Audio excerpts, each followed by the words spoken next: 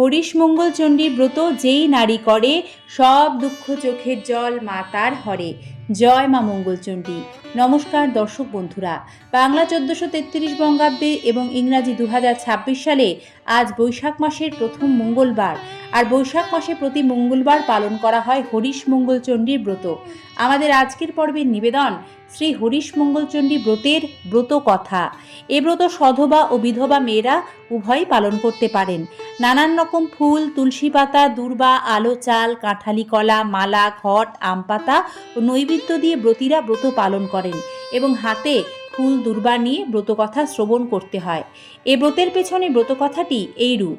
কোনো এক গ্রামের এক গয়লার বউ ও এক ব্রাহ্মণীর খুব বন্ধুত্ব ছিল। প্রত্যেক বছর বৈশাখ মাসে ব্রাহ্মণী হরিশ মঙ্গলচণ্ডী ব্রত করতেন, আর গয়লা বউ সে ব্রত পালন করা দেখত। দেখতে দেখতে গয়লা বউয়ের ব্রত করার ইচ্ছে হলে সে ব্রাহ্মণীকে জিজ্ঞাসা করল, এ ব্রত করলে কি ফল হয়? ব্রাহ্মণী জানালো, এ ব্রত করলে জীবনে কারোর চোখের জল পড়ে না, ব্রতীরা সারা জীবন আনন্দে কাটায়। এই কথা শুনে গয়লার বউয়ের খুব আনন্দ হলো। ব্রাহ্মণীকে বলল সেও এই ব্রত করতে চায়। ব্রাহ্মণী গয়লার বউকে বোঝালেন, বললেন ব্রত করা খুবই কঠিন, কিন্তু গয়লা বউ কোনো কথাই শুনতে চাইল না। শেষ পর্যন্ত ব্রাহ্মণী বাধ্য হয়ে তাকে ব্রতের সব কথা বলে দিলেন। এরপর বৈশাখ মাস পড়ার সঙ্গে সঙ্গে গয়লা বউও ব্রত করতে আরম্ভ করলেন। দুটো মঙ্গলবার ব্রত পালন করার পরই মা মঙ্গলচণ্ডীর গয়লা বউয়ের ওপর দয়া হলো, আর সঙ্গে সঙ্গে ঐশ্বর্য, সুখ ও সমৃদ্ধিতে ভরে উঠল গয়লা বউয়ের সংসার। গয়লা বউ খুবই গরিব ছিল। এত সম্পদ দেখে সে ব্যতিব্যস্ত হয়ে পড়ল।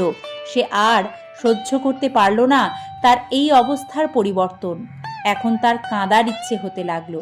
কিন্তু যার এত ধন সম্পদ, সুখ, তার কান্না আসবে কেমন করে? শেষে গয়লা বউ ব্রাহ্মণীকে বলল, সই, আমি আর এসব সহ্য করতে পারছি না। ইচ্ছে হচ্ছে খুব খানিকটা কাঁদি। তুমি আমাকে বলে দাও সই, কি করলে আমি কিছুটা কাঁদতে পারি? গয়লা বউয়ের কথা শুনে ব্রাহ্মণী একেবারে আশ্চর্য হয়ে গেলেন। তিনি বললেন, সে কি সই, তুমি কাঁদবে কেন? এখন সুখের সংসার হয়েছে, এত আনন্দ ভোগ করছো, এখন কেউ কাঁদতে চায় নাকি? এটা হরিশ মঙ্গলচণ্ডী ব্রতর ফল।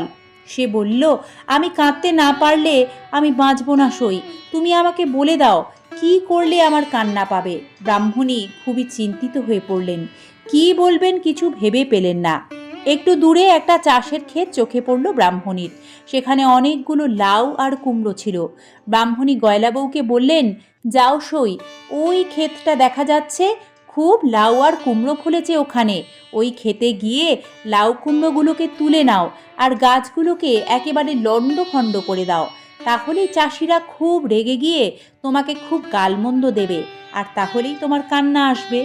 সইয়ের কথা শুনে গয়লা বউ তখনই ছুটে গেল সেই ক্ষেতের ভিতর, ঢুকে গাছগুলো সব ছিঁড়ে খুঁড়ে দিয়ে চলে এলো। কিন্তু এতে আসল কাজ কিছু হলো না, বরং ফলটা উল্টো হলো। মা মঙ্গলচণ্ডীর দয়ায় আবার গাছগুলো জ্যান্ত হয়ে উঠল, আর চাষিদের খুব আনন্দ হলো। চাষিরা তখনই সেই গয়লা বউয়ের কাছে এসে বলল, মা, তোমার হাতের ছোঁয়া লেগে আমাদের আধমরা গাছগুলো আবার সতেজ হয়ে উঠেছে। তুমি মা সাক্ষাৎ লক্ষ্মী। এরপর ব্রাহ্মণী বললেন, দেখো সই, ওই দূরে পাহাড়ের ধারে রাজার হাতিটা মরে পড়ে আছে।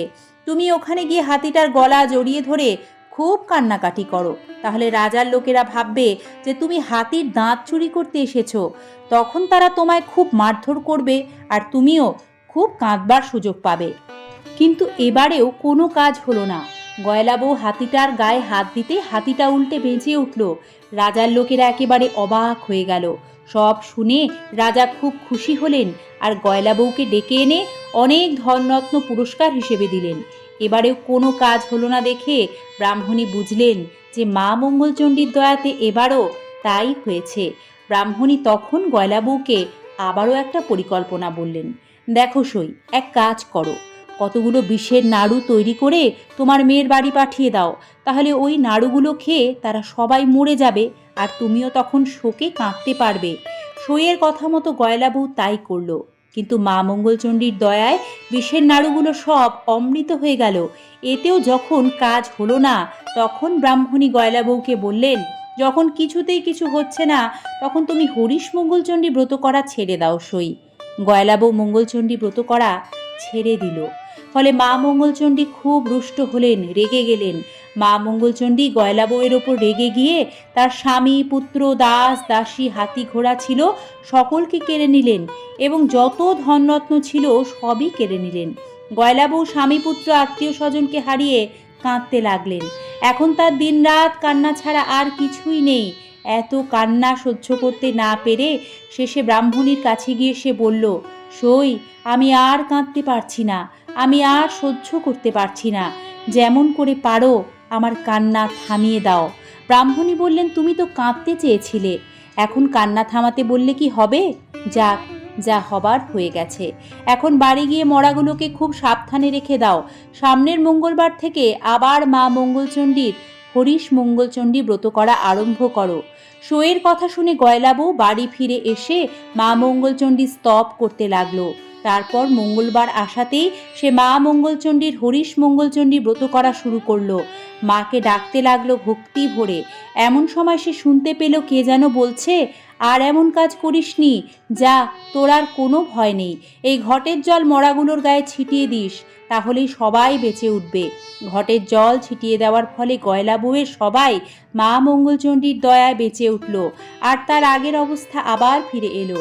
গয়লা বউ তখন খুব শুদ্ধাচারে মা মঙ্গলচণ্ডীর ঘরটি তুলে রেখে ছুটে গেল ব্রাহ্মণীর কাছে, তাকে সব কথা জানালো। এইভাবেই দিকে দিকে বৈশাখ মাসে হরিশ মঙ্গলচণ্ডীর ব্রত মহিমা এবং ব্রত প্রচারিত ও প্রচলিত হলো। এ ব্রতের ফল কি? এই হরিশ মঙ্গলচণ্ডী ব্রত ভক্তি করিয়া যে বৈশাখ মাসে করে সে চিরকাল সুখে থাকে। তাকে মা মঙ্গলচণ্ডীর দয়া চোখের জল ফেলতে হয় না। এ কথা যে বলে, যে শোনে, তার মঙ্গল হয়।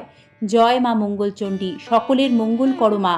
সর্বমঙ্গল মঙ্গলে শিবে সর্বার্থ সাধিকে শরণ্যে ত্র্যম্বকে গৌরী নারায়ণী নমস্তুতে। সকলকে ধন্যবাদ হরিশ মঙ্গলচণ্ডী ব্রত কথাটি সম্পূর্ণ শোনার জন্য।